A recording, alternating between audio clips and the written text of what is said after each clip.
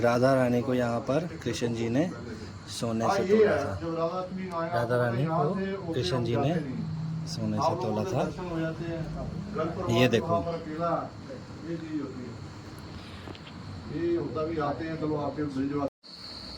देखो आप जहाँ आए हो, इस गांव का नाम ऊंचा गांव, ललिता सखी का जन्म स्थान है। ये तो आप सभी जानते हैं जी।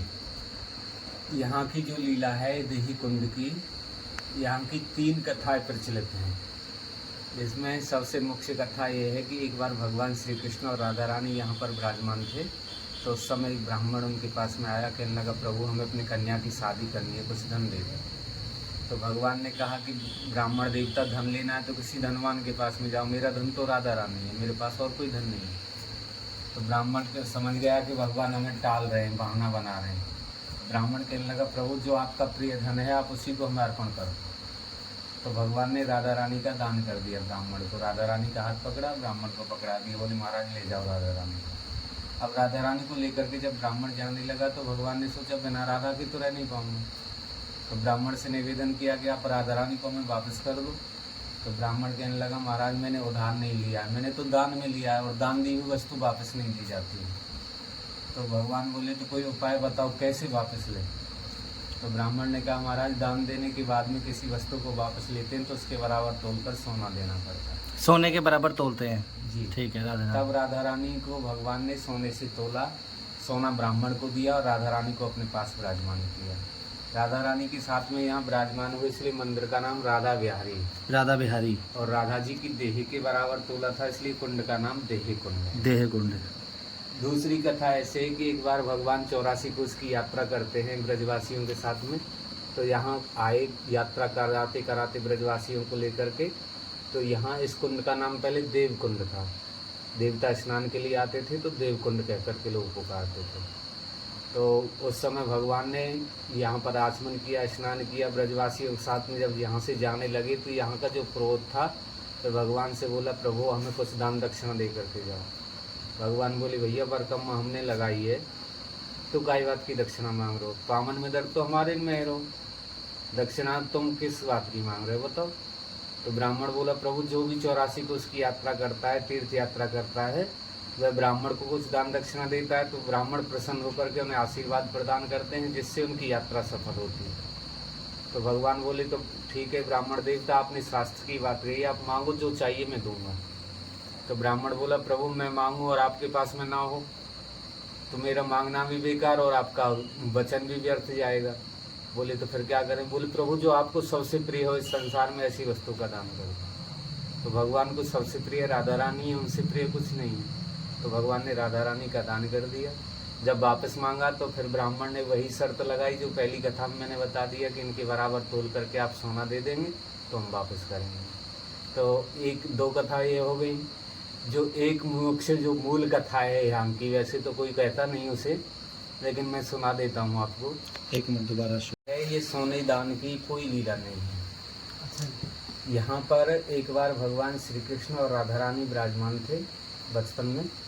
तो उस समय उनके पास में एक जो कि राधा रानी विराजमान ही भगवान के साथ।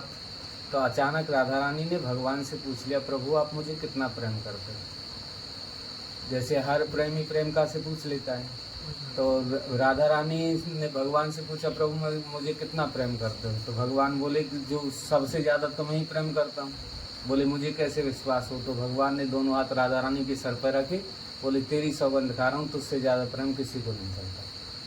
राधा रानी बोली प्रभु यह बात तो आप सभी सखियों से कहते हो, मेरे सामने भी कह देते हो। ललिता जी पूछती है तो ललिता जी की सौगंध खा जाओ, चंद्रावली पूछे तो चंद्रावली की सौगंध खा जाओ। बोले तुझसे ज़्यादा प्रिय कोई नहीं है संसार में, फिर वैसे विश्वास कैसे हो मुझे आपकी बात का। भगवान बोले राधे जी मैंने अपने मन की बात तो आपको बता दी, अब आपको विश्वास नहीं होता तो मैं क्या करूँ, आप ही कोई उपाय बताओ कैसे विश्वास दिलाऊँ आपको। तो भगवान बोले कि आप बताओ कोई उपाय। तो राधा रानी बोली प्रभु आज मुझे कोई ऐसी वस्तु अर्पण करो जो आपको सबसे प्रिय हो, कोई ऐसी दक्षिणा दो, ऐसी भेंट करो कुछ भी जो आपको सबसे प्रिय हो। अब भगवान ने सोचा सबसे प्रिय तो राधा है, इनसे प्रिय तो कोई है नहीं, लेकिन ये कोई सांसारिक वस्तु मांग रही है, क्या दूँ इनके लिए। तो भगवान ने बहुत विचार करने के बाद में कहा राधा जी आपने सांसारिक वस्तु मांगी है तो मैं भी संसार की दृष्टि से ही सोच करके बताता हूँ आपको। इस संसार में इस मानव को सबसे प्रिय अपना ये तन होता है, ये देह होता है, इससे प्रिय कुछ नहीं होता है। बोले आज से ये देह में आपको अर्पण किए देता हूँ। तो भगवान ने राधा रानी को अपना देह अर्पण किया। जब राधा कृष्ण का सर्वप्रथम जो मिलन हुआ, एक प्राण दो देही राधा कृष्ण संग ही बोलते हैं ना। हाँ जी, जब राधा कृष्ण का जो सर्वप्रथम मिलन हुआ वो यहीं पर हुआ था। संकेत वट में संकेत का इशारा किया भगवान ने नेत्रों का राधा रानी को, जो संकेत वट की कथा आप जानते हो, जहाँ पे प्रेम सरोवर है। प्रेम सरोवर पर वार्तालाप हुआ। जैसे हम बैठे हैं और आप बैठे हैं, एक तरफ राधा रानी बैठी थी सखियों के साथ में, दूसरी तरफ भगवान कृष्ण बैठे थे, तो प्रेम की वार्ता हुई वहाँ पर। तो मिलन प्रेम नहीं के हुआ। आंसुओं से वहाँ पे कुंड प्रकट हुआ जी, हाँ वहाँ जी। पर मिलन नहीं हुआ, केवल बातचीत हुई, प्रेम की बातचीत हुई, मन ही मन में भाव के हाँ। साथ प्रेम हुआ। लेकिन जो राधा कृष्ण का जो मिलन हुआ वो यहाँ पर हुआ, देह से जो मिलन हुआ। ठीक है, जैसे ही जो भगवान आधे कृष्ण जी आधे राधा जी। ठीक है। जैसे भगवान और राधा दोनों मिले तो उस समय जो अमृत की धारा वही देवताओं ने अमृत की वर्षा करी, जो उनके शरीर से जो आनंद की अनुभूति हुई, जो आनंद की रस बहा, उसी से इस कुंड का निर्माण हुआ, देह कुंड। देह कुंड। इसीलिए इसका नाम देह कुंड है। जो देह से उत्पन्न हुआ, राधा रानी की देह से जो उत्पन्न हुआ, इसलिए इस कुंड का नाम देह कुंड है। राधे राधे। ये दर्शन है इनके। हाँ, ये मूल कथा है यहाँ की। और इसका प्रमाण भी है, इस कथा का प्रमाण भी आपको बता देता हूँ। ये जो कथा आपसे कही है, इसके 3 प्रमाण हैं आज भी। तो भगवान ने जब राधा जी के देह अर्पण किया राधा जी को, तो भगवान राधा के ही रूप में हो गए, अपना सर्वस्व त्याग दिया। जैसी राधा रानी है ऐसी ही भगवान की मूर्ति हो गई। तो भगवान श्याम वर्ण के रहते हैं, लेकिन यहाँ ऊंचे गांव में 3 मंदिर हैं राधा कृष्ण के, जो मुख्य मंदिर हैं। एक उधर ललता जी का आप दर्शन करके आए हो, एक देह बिहारी जी का देह कुंड पर, एक ये राधा बिहारी जी का है। तीनों ही मंदिरों में भगवान की गौर वर्ण की प्रतिमा है, श्याम वर्ण की प्रतिमा नहीं मिलेगी ऊंचे गांव में किसी भी जगह पर, केवल गौर वर्ण की मिलेगी राधा रानी की बराबर। गौरवन का मतलब क्या होता है प्रभु? गोरा रंग, गोरा रंग। ठीक है, ठीक है। राधा रानी के समान रंग, राधा रानी के बराबर जो रंग राधा रानी का वही कृष्ण। दो देह एक प्राण, शाम बने हर रात का राधा बन गई शाम। और दूसरा प्रमाण मैं बताऊं, यहाँ पे आपने सब जगह दर्शन करे होंगे, ललता जी पे भी दर्शन करो, बरसाने में भी करे हैं, राधा रानी के किए हैं, और भी देह बिहारी जी के भी करना।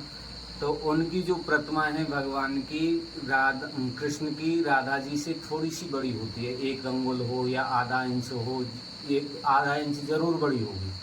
लेकिन यहाँ आप दर्शन करना, यहाँ दोनों प्रतिमा बिल्कुल एक समान है, राधा कृष्ण जी। राधा कृष्ण। राधे राधे प्रभु, राधे राधे। ना तो राधा जी बड़ी हैं ना कृष्ण जी बड़े, बिल्कुल कौन बराबर। कौन से मंदिर में मरा? यहाँ तो ये यहीं थे पहले, अब विराजमान वहाँ कर दिए ना, सामने वो नया मंदिर बन गया है। तो पहले जो यहाँ प्रतिमा थी आपने दर्शन ये किया, राधा वो रानी कौन सोने प्रतिमा से हो तोला गई? है यहाँ पे। ये ब्रज जो है वो जो कमेटी है वो सारा कर रही है मंदिरों का, ये खुद कर रहे हैं आप। ये जो मंदिर बना भक्त लोग निर्माण करते हैं।